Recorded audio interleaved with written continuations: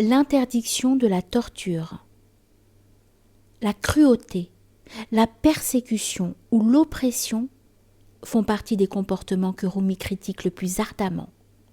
Il recommande aux dirigeants de se garder de faire preuve de cruauté, qui recouvre dans son acception courante l'utilisation non proportionnée de la force et l'abus d'autorité.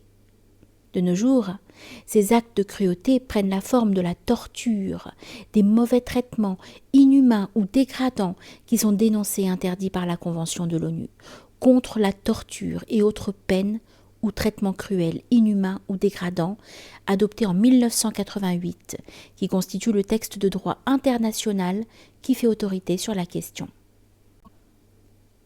Rumi est également très sensible à la justice, par opposition à la tyrannie et à l'anarchie.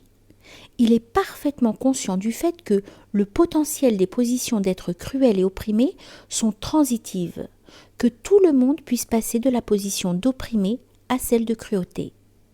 Pour cette raison, il veut sensibiliser les gens qui exercent des pouvoirs politiques, administratifs, économiques, etc., pour qu'ils ne passent pas à la position de cruauté en usant d'une force excessive. Rumi est également très sensible à la question de la justice, par opposition à la tyrannie et à l'anarchie. Il est parfaitement conscient du fait que tout un chacun peut être amené un jour à se retrouver en position d'opprimer son prochain.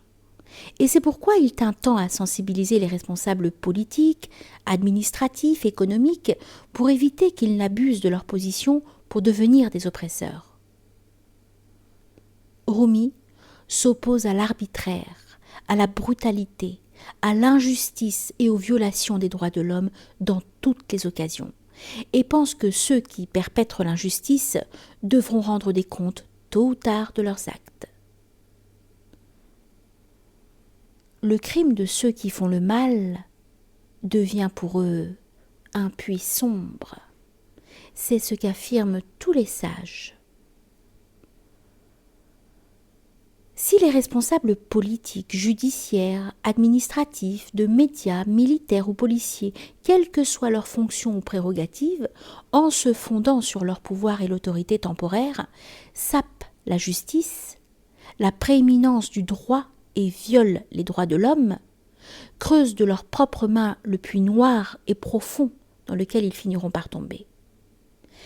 Comme Rumi le dit, ils ne creusent que le puits noir et profond dans lequel ils vont tomber dans l'avenir, parce qu'en vertu du principe de la justice universelle, plus leur cruauté ou injustice est grave, plus leur puits sera profond.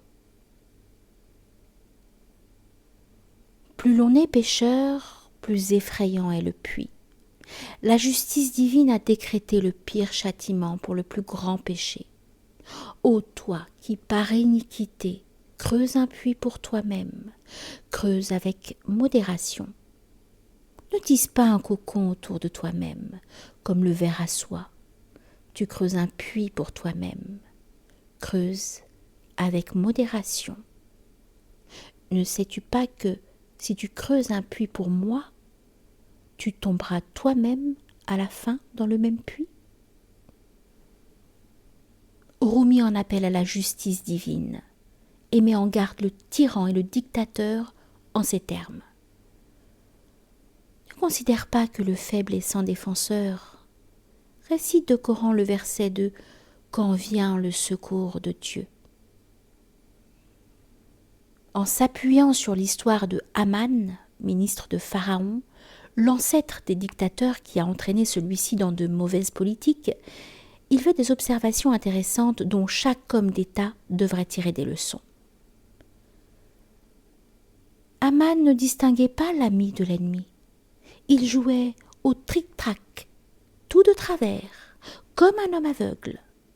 Ton ennemi n'est autre que toi-même, ô maudit. N'appelle pas par méchanceté des innocents tes ennemis. À tes yeux, cet état mauvais dans lequel tu te trouves est la prospérité, alors que son commencement est courir çà et là et la fin des coups. Si peu à peu tu ne t'enfuis pas loin de cette prospérité terrestre, l'automne viendra l'emporter sur ton printemps. L'Orient et l'Occident ont vu bien des gens comme toi, dont les têtes ont été coupées. Après tout, comment l'Orient et l'Occident, qui ne sont pas permanents, rendraient-ils quelqu'un stable? Tu tires de la fierté du fait que les hommes, par crainte et servitude, sont devenus tes flatteurs pour quelques jours. Quand les hommes se courbent en adoration devant quelqu'un, en réalité, ils remplissent son âme de poison, alors que son adorateur se détourne de lui. Il sait que cette adoration était pour lui empoisonnée et néfaste. Oh, béni est celui dont l'âme charnelle a été abaissée. Hélas pour celui qui est devenu une montagne à cause de son arrogance. Sache que cet orgueil est un poison mortel. Cet imbécile était enivré par ce vin empoisonné. Quand un pauvre malheureux boit du vin empoisonné, il hoche la tête de plaisir pendant un moment. Au bout d'un instant, le poison tombe sur son esprit et s'en empare complètement. Si tu ne crois pas qu'il soit empoisonné et ne sais pas ce qu'est le poison, considère le peuple de Had. Lorsqu'un roi l'emporte sur un autre roi, il le tue ou l'enferme dans un donjon. Mais s'il trouve un homme qui gît blessé, le roi lui fera faire un plâtre et lui octroiera des dons. Si cet orgueil n'est pas un poison, alors pourquoi a-t-il tué le roi vaincu qui n'avait commis aucun crime ni offense? Et pourquoi a-t-il traité cet homme avec tant de bienveillance alors qu'il n'avait rendu aucun service? À partir de ces deux actions, on peut reconnaître la nature de l'orgueil. Aucun brigand n'a jamais attaqué un mendiant. Un loup mord-il un loup mort? Khésr fit une brèche dans le bateau, afin que le bateau puisse échapper aux méchants. Puisque celui qui est contrit sera sauvé, sois repentant. La sécurité se trouve dans la pauvreté. Entre dans la pauvreté. La montagne qui possédait de l'or dans sa mine a été mise en pièces par les coups de pioche. L'épée est pour celui qui a un coup fier. Nul coup ne tombe sur l'ombre projetée sur le sol. L'éminence est du naphte et du feu. Ô égaré! Ô frère, pourquoi entres-tu dans le feu? Comment ce qui se trouve au niveau du sol pourrait-il devenir une cible pour les flèches? Réfléchis.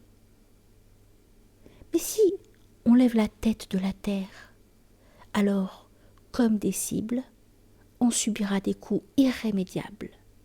Cet égoïsme est l'échelle sur laquelle montent les créatures. Elles doivent tomber de cette échelle à la fin. Plus on monte haut, plus on est stupide, car vos os seront brisés d'une façon pire. À la fin de cette histoire, il avertit les chefs des États ou des gouvernements contre les ministres incompétents et mal intentionnés qui se tiennent à leur côté, en disant ceci. En résumé, Aman, au moyen de ses mauvaises paroles, égara Pharaon de cette façon. Cette bouchée de félicité était arrivée à la bouche de Pharaon lorsqu'Aman lui coupa soudain la gorge. Il jeta au vent la fortune de Pharaon. Puisse nul roi n'avoir un tel ministre. Selon Rumi, l'origine de l'injustice des oppresseurs provient du démon. En outre, il prévient les dirigeants comme suit. Ne mords donc pas l'innocent avec tes dents. Souviens-toi du coup dont on ne peut se préserver. Ô toi, esclave de ce monde, toi dont l'esprit est empoisonné, combien de temps te désigneras-tu toi-même comme seigneur du monde? Rumi est contre toutes les formes d'oppression. Il explique très bien comment des gouvernements dictatoriaux peuvent émerger dans les lignes qui suivent. Quand les armes et l'ignorance sont réunies, on devient un tyran. un pharaon destructeur du monde. Ô pauvre homme, remercie Dieu pour ta carence en moyens, car par cela tu es délivré d'être un pharaon et un ingrat. Remercie Dieu d'être l'opprimé et non l'oppresseur.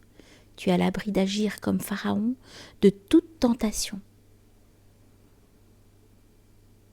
Rumi, qui a vécu dans une des périodes les plus mouvementées de l'histoire, où l'arbitraire et l'oppression étaient la règle, préfère être opprimé qu'oppresseur.